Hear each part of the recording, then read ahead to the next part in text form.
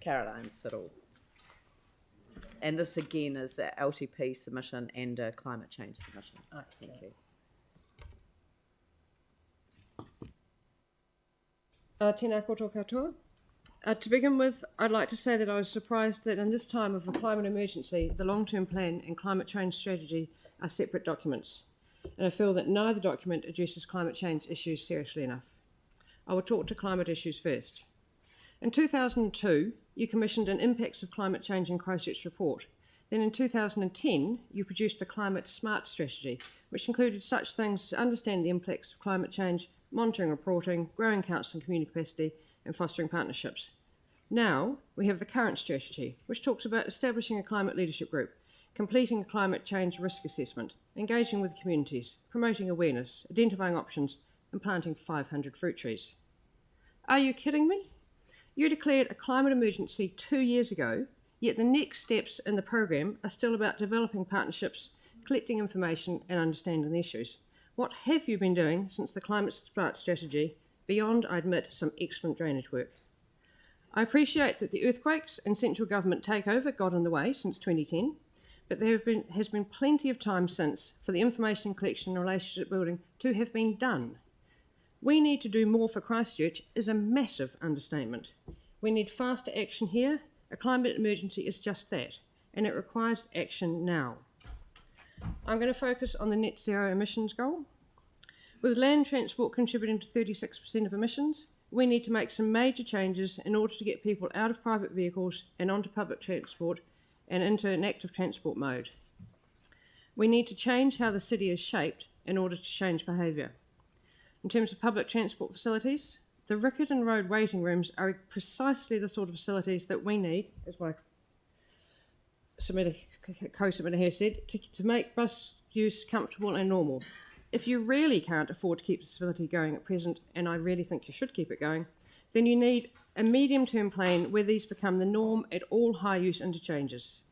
In the shorter term, perhaps the council could consider installing public toilets near high-use bus shelters, particularly on the routes where buses are consistently late. For cycling, I'd like you to continue to prioritise cycling infrastructure, particularly the development of separated cycle lanes. The recent cycling infrastructure development has been excellent, but we need to keep the momentum up in order to normalise cycling. We need to keep going and we need to do more. Supporting walking. I'd like to see the council create more slow areas, maximum 30k zones, around all village centres and shopping areas, as you're doing in Woolston at the moment, and near all schools. This is completely normal in other countries and needs to become so here. We need to get cars to slow down in order to make walking and cycling safer. We need to make car driving considerably less convenient to get cars off the road. The car's current privileged position comes at the cost of other road, neighbourhood and city users and is unsustainable in environmental terms. I'd like to see the free inner cities shuttle reinstated or at least evaluated. So in terms of some other goals and programs, I support your greening infrastructure proposals but would like to see more tangible next steps. I support your carbon removal and natural restoration proposals, but again would like to see more and more tangible steps. In addition to Indigenous planting on Banks Peninsula, I think it would be good to focus on protecting some existing Indigenous forest remnants. There's no point in planting more while you've got existing material being damaged by stock and pests. So moving on to the long-term plan, my overall comment is don't cut services. Austerity hits the most vulnerable and it sucks the life out of a city.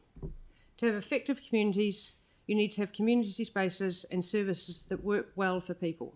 Specifically, keep the Aranui library hours, keep Fingertip Library going, and maintain the mobile library. Libraries play a key role in literacy and learning support and in community cohesion.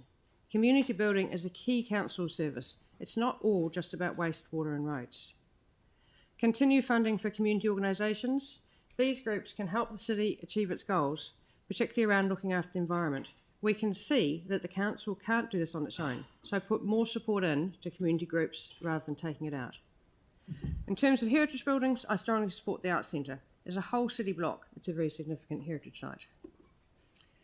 Now, I would like to see the council can the multi-use stadium.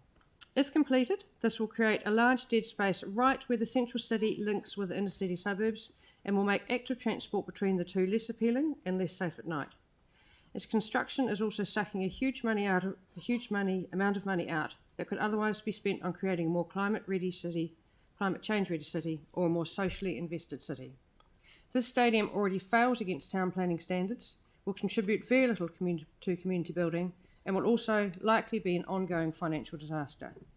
We know that the build it and they will come theory is bunkum, and we've already heard that the South Island could only support one stadium, if it's lucky. I see no benefit in a race to the bottom with Dunedin. On a more general note, it feels to me like the council has always been a bit afraid of saying what it believes in. You've made a statement about the climate emergency, but then you've gone quite quiet. Continue to invest in climate change education and be clear about where you stand. Be clear about the social issues that are important to the city.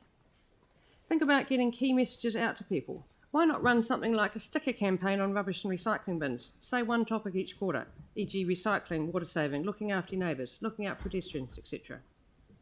To conclude, I want you to be brave and future focused, to be willing to spend now so future generations will have an environment that supports them and a community that is cohesive and supportive and looks after its most vulnerable. Kia ora. Kia ora, and thank you very much, and thank you for presenting within the time frame as well. Some pretty powerful messages there. Thank you. Thank you. The next one, sorry, that seems to have. Oh, has that person